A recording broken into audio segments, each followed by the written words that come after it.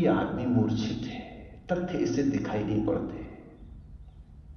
ऐसी अवस्था को बौद्ध कहते हैं प्रमाद। ये सूत्र बुद्ध ने एक विशेष घटना के समय कहा था, वो घटना भी समझ लेनी जैसी।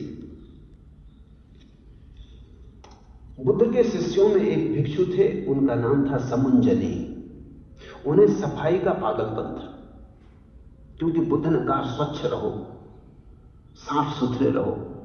उनको धुन पकड़ गई, पागल तो पागल, वो ठीक बात से भी गलत बात निकाल लेते। उनको ऐसी धुन पकड़ गई कि 24 घंटे वो झाड़ू लिए रहते। इधर जाला दिखाई पड़ गया, उधर कचरा दिखाई पड़ गया, सफाई ही सफाई। कई स्त्रियों को ये रोग रहता, सफाई ही सफाई। किसके लिए सफाई कर रही है ये भी कुछ पक्का नहीं। मैं एक घर में कुछ दिन तक रहता था, बड़ा साफ सुथरा घर था, ऐसा साफ सुथरा घर मैंने देखा ही नहीं। घर कहने नहीं चाहिए उसको, इतना साफ सुथरा था। उसमें रहने की सुविधा ही नहीं थी।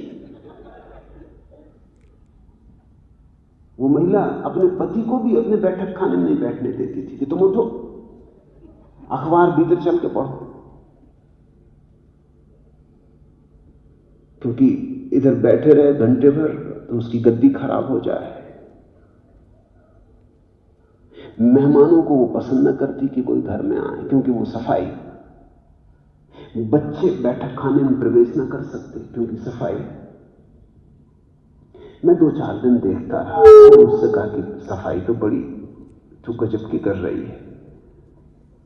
उसको मैंने ये कहानी कही थी जो मैं तुम्हें सुना रहा हूं बुद्ध की। मैंने कही तो ठीक है, मगर किसी लिए मेहमान आ नहीं सकते, पति बैठ नहीं सकता, बच्चे आ नहीं सकते, तुझे मैंने कभी बैठा देखा नहीं, बस तू सफाई में लगी। वो दिन भर लिए है कपड़ा और बाल्टी और जगह जगह घिस रही। सफाई तो बुरी बात नहीं, उसने मुझसे कहा। मैंने कहा नहीं, सफाई बुरी बात नहीं, लेकिन सफाई ही सफाई करते रहो। सफाई का प्रयोजन क्या है कि साफ सुथरे घर में रहो, मगर रहने का मौका भी चाहिए ना, रहने का अवकाश चाहिए। ये बुद्ध के भिक्षु थे समुंजनी, बुद्ध की बात सुन के कि स्वच्छ रहो, उनको पकड़ गई। पागल रहे होंगे, दिमाग को झपकी रहा होगा। उन्होंने कहा ठीक। जब बुद्ध ने कहा तो फिर तो वो झाड़ू लिए रहते दिन भर, और दिन भर झाड़ू लगाया करते, कभी यहां गंदा कभी वहां गंदा। उन्हें मौका ही न मिलता भीतरी सफाई का, जिसके लिए भिक्षु हुए थे, जिसके लिए संन्यास लिया था।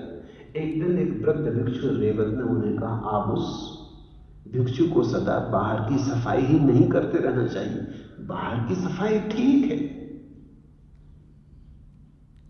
तो कभी सुबह कर ली, सांझ कर ली, बाकी 24 घंटे यही काम। तो झाड़ू से तुम स्वर्ग नहीं पहुंच जाओगे। कुछ ध्यान भी करो, कुछ भीतर की सफाई भी करो, कुछ भीतर की झाड़ू उठाओ। कभी ध्यान किया करो, कभी शांत बैठा करो, कभी विश्राम में भीतर जाया करो, कुछ भीतर भी तो झांको, उससे ही असली सफाई होगी। भीतर कब झाड़ू मारोगे? उस बूढ़े फकीर ने पूछा। या कि जीवन भर ऐसा ही बिता देना? बात चोट खा गई, समुंजनी को बोध हुआ, होश आया। बात तो उसे हास्यास्पद लगी कि मैं क्या करता रहा। कोई 10 साल हो गए बुद्ध के पास यही काम करते। जैसे नींद टूटी, तंद्रा की जैसे परत आंखों से गिर गई, बाहर नहीं जैसे भीतर की आंख अचानक खुल गई, जैसे सुबह कोई रात का सोया हुआ जागे और सपने खो जाए।